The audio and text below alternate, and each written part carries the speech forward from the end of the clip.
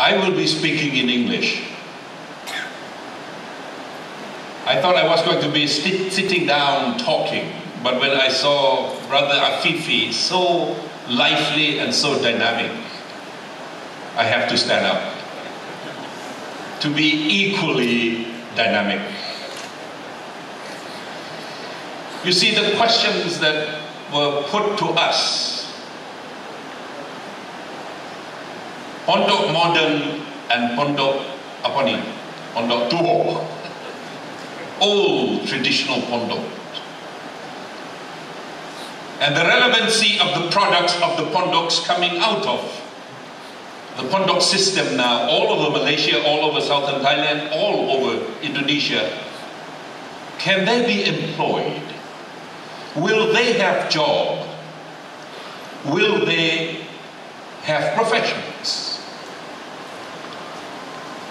And I think this is the question that all Pondoks in Nusantara, in Southeast Asia, are now facing. How to produce the best students? From the very beginning, the Pondoks were the cradles of Islam here in Southeast Asia. And you know what the word Bundok Development come from? When the Kijai, when the Da'i from Yemen, from the Arab countries came to Southeast Asia, came to Aceh, came to Malacca, where did they stay? They stayed in these ashrams, small hostels. You still have them here. And they started preaching nasihat. They start their da'wah. And the people would go to them to listen, to pray with them. And the neighbors would ask, where are you going? And they would say, we are going to the Bundok, we are going to the Bundok, we are going to the Bundok. Because that's where Islam was being taught in the very beginning when Islam came to Southeast Asia. So we adopted the word Bundok as the institution of learning for Muslims in Southeast Asia. Later on, Bundoks left the city, the urban area, and went into the forest, much like the ashram of the Rishis, of the Hindus, of the Buddhists who were here before us.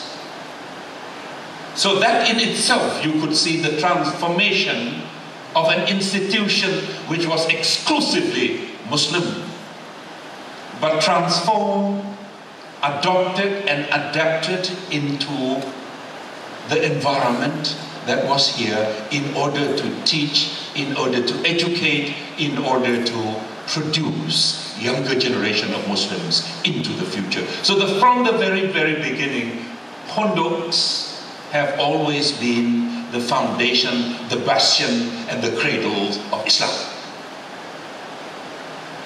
But the environment has changed. The world has changed. Oxford, for the last 800 years, changed with the world. Continued to expand the frontier of knowledge. Did not stop at only studying and teaching Taurat and Injil and the Bible. But from the very beginning, these colleges were teaching, producing da'is to teach Christianity.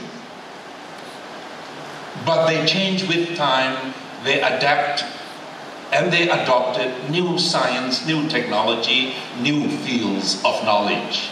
38 colleges are 38 small Pondok. University of Oxford is only an umbrella taking care of all of them. So the difference between Oxford and us in southern Thailand, and maybe us in northern Malaysia, maybe us in Indonesia, is that these Pondoks at Cambridge, at Oxford, refuse to stop growing, expanding. But maybe we in Southeast Asia when we don't agree on one thing, we can't work together on anything else. That's the difference. So what has changed the environment? You ask, how would the products of the Bundok go out there and be employed? You care about the market. You care about their employability. But you know too, the market has changed. In the past, all of us were living in kampung, working in the padang. And that was enough. You stay with the Bundok, you stay with the gurus for 5 years, for 10 years, you go back home, you become the imam. You become the khatib. You become the guru of the village. You become the Qiyai of the kampung. No more. How many imams you need for a village? How many Qiyai you need for a kampung? There is an ayat in the Quran, Surah Al-Jumu'ah. فَإِذَا قُضِيَتِ الصَّلَاةُ فَانْتَشِرُوا فِي الْأَرْضِ وَابْتَغُوا مِنْ فَضْلِ اللَّهِ. When you finish praying on Friday, you spread on the earth of Allah subhanahu wa ta'ala and find fadlullah. In the past, you can have simple utensils. You can have simple tools. You go out to the field and you take care of your rice field, or you take care of your fruits orchard, you come back, you survive, you have a profession. Now, to dig the gas and the oil deep in the ocean, Thailand and Malaysia has this joint development area, 7,000 square kilometers in the waters of the Gulf of Thailand, off the coast of Terengganu and Kelantan. Do we have the knowledge? Do we have the science? Do we have the technology to reach down to the Fadlullah down there, 5, 6, 7 kilometers down the water, down the crust of the earth, under the water? Do we have it from the Bundok? This is the question. It's from the Quran. فَإِذَا قُضِيَتِ الصَّلَاةُ فَانْتَشِرُوا فِي الْأَرْضِ وَابْتَغُوا مِنْ فَضْلِ اللَّهِ. What utensils, what technology, what tools do we need in order to find Fadlullah deeper and deeper and deeper into the water, into the land? So I agree with Pa Afifi. The question of modernity and tradition is only a question that we imagine. And because of that imagination, we cannot see the way for the future.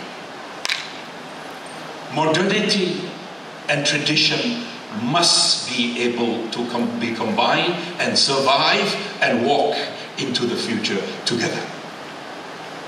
You cannot ignore the Bundoks. We cannot stop the Bundoks from growing. We cannot ask the guru to stop teaching in the Bundok, because for a long, long time, Islam and the Bundok have been one and the same from the very beginning, here in Southeast Asia, here in Tanah Melayu. But in order to be relevant, in order that our students will be finding a life of honor, life of dignity, life of practicality in the world out there, which is changing every day, every minute, every hour, every second. We have to think about how to transform our curriculum, the way we teach, the way we educate, the way we produce them. So in southern Thailand, this question of how to become relevant, how to become marketable for our products, our students. Pondok Bantan, 72 years old, 3 years ago, we celebrated our 72nd anniversary. Dr. Mahathir came to speak at our event. And we were searching and searching and searching what should be the model of the Bundok into the future. Particularly when ASEAN comes into being next year in Kuala Lumpur, when Malaysia is going to be in the chair of ASEAN. 600 million people will become one community. Half of that community will be Muslim. Over half will be speaking Malay. About half will be Muslim. How can the Bundoks and the Bundok system all over Southeast Asia, Pesantren in Indonesia, Madrasah in southern Philippines, Mahad Bundoks here, Ponok, Ponok, Ponok, there is no Dal. Ponok, Ponok, D is out, Dal is out. Ponok, Ponok, Ponok in southern Thailand. How are we going to prepare that half of ASEAN to join ASEAN, be prosperous with ASEAN, be dignified with the rest of ASEAN, or are we going to be left behind? That's the question. So we look and look and look and we found it in the Quran. Surah Al-Kahfi. When Musa was moving around, after he left Egypt, after he ran away from Pharaoh, with the knowledge of engineering, with the knowledge of architecture, with the knowledge of arithmetic, because he had to calculate, he had to build the pyramid, he had to dig up the canals, he had that knowledge, human knowledge. But what he was missing, and he knew it, Musa alayhi salam, was wahi. He did not have it. So he said to his aide, Nabi Harun, in the movements around the Holy Land, Quds, Musa had this to say. In Surah Al-Kahfi, please open it up when you go back this evening. Musa said, لا أبرح حتى أبلغ مجمع البحرين.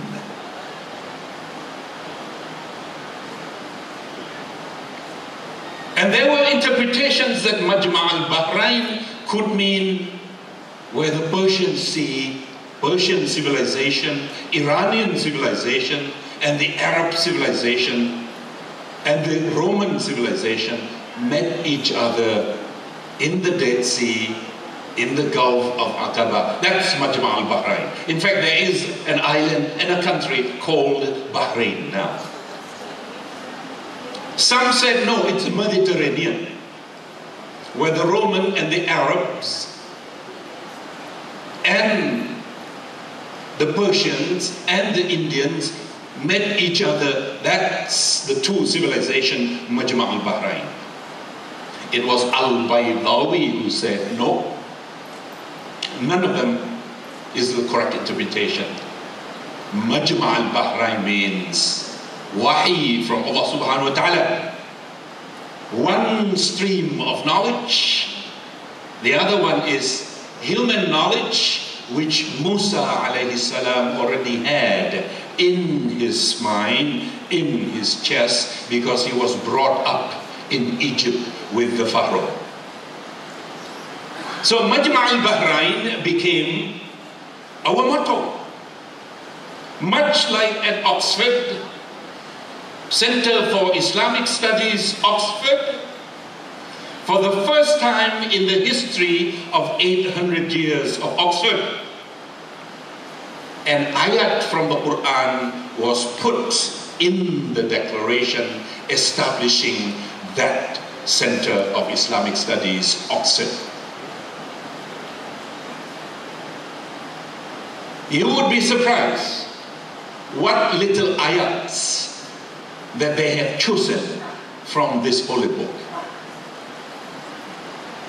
Very simple, very short.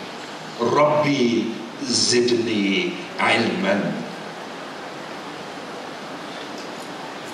So the charter that established the Center for Islamic Studies at Oxford for the first time in its 800 years plus history has the first ayat of the Quran in the hearts of that charter, signed Queen Elizabeth II. So we look for the same inspiration and we found this, Majma' al-Bahrain. We want our Bundok and our Bundoks in Thailand to be places of knowledge where the two streams of ilm converge. Majma' al-Bahrain. Because if we don't change, if we don't adopt new sciences, new technology, new innovation, we are going to be unemployed. We are going to be irrelevant. We are going to be left behind in the new environment of ASEAN, 600 million people, 10 countries, here in East Asia, center of growth of the world today. But where would that half of the Muslim community who has the Kalimah Shahada in their hearts be in this new environment unless you have both the traditional Islamic training to ensure that the hearts and the brains and the mind are informed by Kalimah Shahada, by ilm from here. Also to make sure that you have practical knowledge, employable knowledge, marketable knowledge when you leave the walls of the Bundoks.